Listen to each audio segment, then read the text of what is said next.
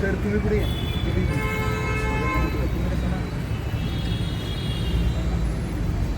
छत्रपती शिवाजी महाराज की जय।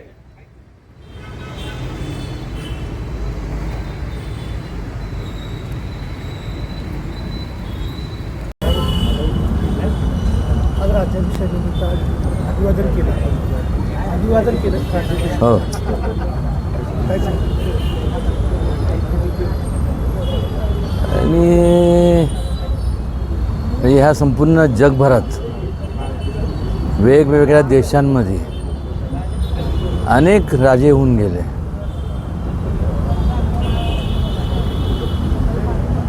त्यांच्यात आणि छत्रपती शिवाजी महाराजांमध्ये जो फरक आहे तो हा आहे की इतर सर्व राजांनी त्यांचं साम्राज्य वाढवण्यासाठी लढाया केल्या.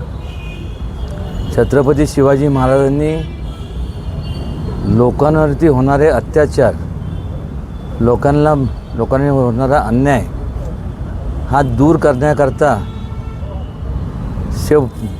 शेवटपर्यंत ते कार्यरत राहिले. आणि त्यामुळं कुठल्याही जगात कुठल्याही देशामध्ये जे जे योद्धे होऊन गेले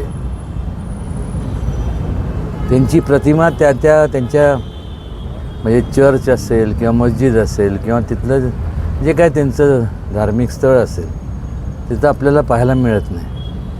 एकमेव छत्रपती शिवाजी महाराज आहेत की आजसुद्धा आपल्या देवाऱ्यात त्यांची प्रतिमा आपण म्हणजे त्याचं पूजन करतो. आणि सर्वधर्म समभावची जी कल्पना आहे ती त्यांनी कधी जातीत भेदभाव केला नाही. प्रत्येक धर्माच्या लोकांचा, प्रत्येक जातीचा आदर केला.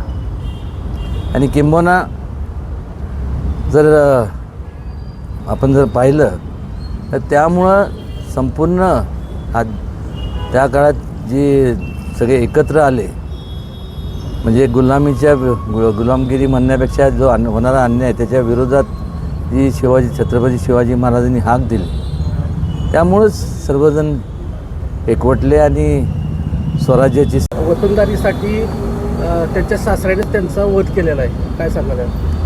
नाही तर त्यांनी हे बघा आज कशा करता जमलं आहे, कोण काय म्हणतं त्याच्याशी मला काय घेणं देणं नाही. प्रत्येकाचे विचार असतात, काय त्यांच्या बुद्धीप्रमाणे ते बोलत असतात. त्याच्याबद्दल मला काय त्याचं काय स्पष्टीकरण द्यायचं नाही. लोकांना माहीत आहे उगीच द्वेषापोटी एखादं ते वक्तव्य करणं. वेतनदारी संभाजी महाराजांनी जर वेतनदारीसाठी केलं असतं तर आज संभाजी महाराजांचा इतिहास जर पाहिला तर मला सांगा ना कुठली वेतनदारी. आज संपूर्ण त्यांचा एवढा छळ करण्यात आला. हे माणसांनीसुद्धा कोणी असू दे, XYZ कोणी पण असू दे, बोलताना थोडंसं भान ठेवायला पाहिजे आपण काय बोलतो आहे. आज त्यांचं म्हणजे शिवाजी महाराजांचं जेवढं योगदान आहे तेवढंच संभाजी महाराजांचं देखील आहे. आज मला सांगा ना ते संपूर्ण शरीराचे हाल करून त्यांचं संपूर्ण. आणि वेतनदारीसाठी जर कोण म्हणत असेल तर